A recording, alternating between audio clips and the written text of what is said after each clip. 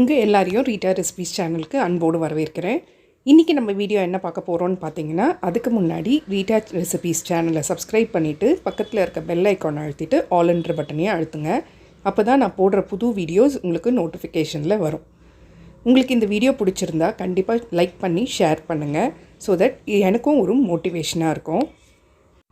நம்மளோட குவாலிட்டி ப்ராடக்ட்ஸில் நலங்கு மாவு சேல்ஸ் பண்ணிகிட்ருக்கோன்றது உங்கள் எல்லாருக்கும் தெரியும். நிறைய கஸ்டமர்ஸ் எங்கிட்ட வாங்கி சிஸ்டர் சூப்பராக இருக்குது நலங்கு மாவு அப்படின்னு சொல்லிட்டு ரிப்பீட்டடாக வாங்கினவங்க நிறைய பேர். அதுக்கடுத்ததாக சியக்காய் தூள், செம்பருத்தி தூள், அடுத்தது மருதாணி தூள், ஆம்லா பவுட்ரு எல்லாமே நம்ம ரெடி பண்ணி சேல்ஸ் பண்ணிகிட்ருந்தோம். தலைமுடிக்கும் முகத்துக்கும் இதுவும் நல்ல ஒரு சேல்ஸு, நல்ல ஒரு ரீச் கொடுத்தது கஸ்டமருக்கு. அடுத்ததாக நம்ம செஞ்சது சோப்பு ரெடி பண்ணோம். சோப்பில் குப்பமேனி சோப்பு, துளசி சோப்பு, நலங்கு மாவு சோப்பு, மஞ்சள் சோப்புன்ட்டு சோப்புலேயே ஒரு 5-6 வெரைட்டி ரெடி பண்ணி அதையும் சேல்ஸ் போட்டோம். எல்லாமே நல்ல ஒரு லாங் லாஸ்டிங்காக இருக்குது, நல்ல ஒரு ஃப்ராக்ரன்ஸ் இருக்குது அப்படின்னு சொல்லி நிறைய கஸ்டமர்ஸ் வாங்க ஆரம்பித்தாங்க. இப்போ நம்ம லான்ச் பண்ணியிருக்கிறது என்னதுன்னு பார்த்தீங்கன்னா ஹேர் ஆயில் தான், குவாலிட்டி ஹேர் ஆயில். இதில் 12 விதமான பொருட்கள் நம்ம சேர்த்துருக்கோம். துளசி, கற்பூரவல்லி, அடுத்தது மருதாணி, செம்பருத்தி இலைன்ட்டு 12 பொருட்கள் சேர்த்துருக்கோம். செக்கில் ஆட்டின தேங்காய் எண்ணெயை வச்சு தான் நம்ம இந்த ஹேர் ஆயிலை ரெடி பண்ணிகிட்ருக்கோம். ஸோ இங்கே இருக்கிற ப்ராடக்ட்ஸில் எது வேணும்னாலும் மேலே இருக்க நம்பருக்கு வாட்ஸ்அப் பண்ணுங்கள். இன்னொரு விஷயம் சொல்லணுன்னா, கண்டிப்பாக உங்கள் சப்போர்ட் இல்லாமல், உங்களோட பிளெஸ்ஸிங்ஸ் இல்லாமல் இந்த அளவுக்கு எங்களால் வந்திருக்க முடியாது. ஸோ இந்த ஹேர் ஆயிலுக்கும் உங்களோட சப்போர்ட்டையும் அன்பையும் எனக்கு கொடுப்பீங்கன்னு நான் நம்புகிறேன். இன்றைக்கான வீடியோவில் நம்ம என்ன பார்க்க போகிறோம்னா, சூப்பரான வாழைக்காய் வறுவல் எப்படி செய்யறதுன்னு பார்க்கலாம். இஞ்சி பூண்டெல்லாம் வச்சு நல்ல டேஸ்ட்டாக சூப்பராக இருக்கும். சாம்பார் சாதம், ரசம் சாதம், வெரைட்டி ரைஸ்க்கெலாம் ரொம்ப ஆப்டான காம்பினேஷன். காலையில் லஞ்ச் பாக்ஸ் கட்டும்போதும் ரொம்ப ஈஸியாக செஞ்சிடலாம். வாங்க எப்படி செய்யறதுன்னு பார்க்கலாம். நான் இன்றைக்கி 2 வாழைக்காய் எடுத்திருக்கேன். எடுத்து தோலெல்லாம் நீக்கிட்டு இந்த மாதிரி ஸ்லைஸ் மாதிரி கட் பண்ணி எடுத்துக்கிட்டேன்.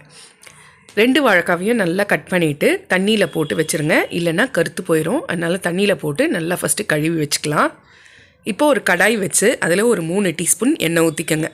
எண்ணெய் ரீஃபைண்ட் ஆயிலாக இருந்தாலும் ஓகே, இல்லை நல்லெண்ணெய் சேர்த்தாலும் சூப்பராக இருக்கும். நான் இன்றைக்கி சேர்க்குறது தேங்காய். ஸோ இப்போ ஒரு 1/2 டீஸ்பூன் கடுகு சேர்த்துக்கலாம். இது நல்லா பொரிஞ்ச உடனே ஒரு 1/2 டீஸ்பூன் உளுத்தம்பருப்பு சேர்த்துக்கலாம். சேர்த்துட்டு ஒரு கைப்பிடி அளவு கருவேப்பிலை சேர்த்துட்டு இதெல்லாம் பொரிஞ்ச உடனே ஒரு 2 வெங்காயம் கட் பண்ணி குட்டி குட்டியாக கட் பண்ணி அதையும் சேர்த்துக்கலாம். சேர்த்துட்டு வெங்காயத்தை நல்லா பொன்னிறமாகிற வரைக்கும் வதக்கணும். அதில் தான் இருக்குது டேஸ்ட்டு. ஸோ வெங்காயம் நல்லா பொன்னிறமாகணும், இந்த கலர் மாதிரி மாறி வரணும், கோல்டன் ப்ரௌனாக. அந்த டைமில் 2 தக்காளி கட் பண்ணி வச்சு அதையும் சேர்த்துக்கலாம். ஸோ இப்போ வெங்காயமும் தக்காளியும் நல்லா வதங்கணும். தக்காளி அப்படியே ஸ்மாஷ் ஆகி வரணும். இப்போ ஒரு 1/2 டீஸ்பூன் இஞ்சி பூண்டு பேஸ்ட்டு சேர்த்துக்கலாம். இஞ்சி பூண்டு பேஸ்ட்டு சேர்த்துட்டு வெங்காயம், தக்காளி, இஞ்சி பூண்டு பேஸ்ட்டு நல்ல வாசனை வர வரைக்கும் வதக்கி எடுத்துக்கோங்க. இப்போ நம்ம வாழைக்காய் கட் பண்ணி தண்ணியில் ஊற வச்சுருந்தோம் இல்லைங்களா, அந்த வாழைக்காவை சேர்த்துக்கோங்க. சேர்த்துட்டு இதை எல்லாத்தையுமே ஒன்று போல் நல்லா ஃபஸ்ட்டு பெரட்டி எடுத்துருங்க. நல்லா மசாலாலேயே அந்த வாழைக்காய் நல்லா பெரட்டி வரணும். அடுத்தது பார்த்திங்கன்னா, நம்ம குழம்பு மிளகாய்த்தூள் ஒரு 1/2 டீஸ்பூன் சேர்த்துக்கலாம். உப்பு தேவையான அளவு சேர்த்துட்டு மஞ்சத்தூள் ஒரு 1/4 டீஸ்பூன் சேர்த்தா போதும்.